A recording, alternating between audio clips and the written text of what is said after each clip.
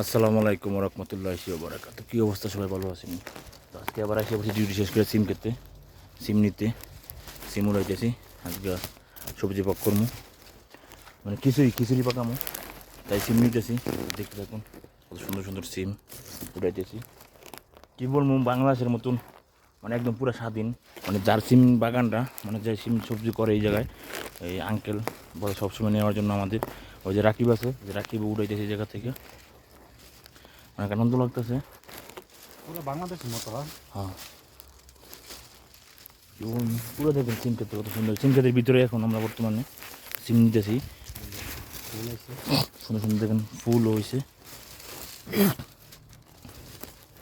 কি বলবো, অনেক আনন্দিত সিম বাগানে।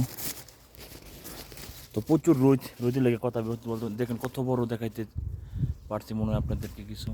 তো সবাই ভালো থাকবেন, সুস্থ থাকবেন, আর আমাদের জন্য দোয়া করবেন।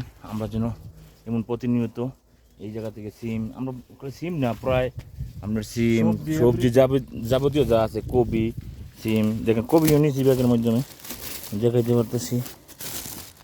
এই যে কবি নিলাম, সিম নিতেছি, মানে এই জায়গায় সব যাবতীয় এভরিথিং যা আছে, মানে একটা মানুষের মাছ গোছ বাদে সব কিছু এই জায়গাতে নেওয়া যায়। লাল শাক, পালং শাক, মূলা শাক, মানে কুমড়া, মিষ্টি কুমড়া, লাউ, মানে যাবতীয় যা আছে সবজি সব পাওয়া যায়। অনেক ভালো লাগে। তো যাক, আল্লাহ ওনারা হায়াত দারাজ করুক, ওনার জন্য দোয়া করি। যতদিন আমি সৌদি আরব থাকি এই জায়গায়, তাই নিয়ে নিয়ে খাইতে পারি।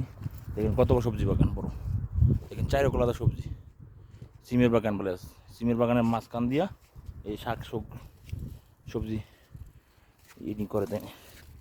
তো সবাই ভালো থাকবেন, সুস্থ থাকবেন, আল্লাহ হাফেজ।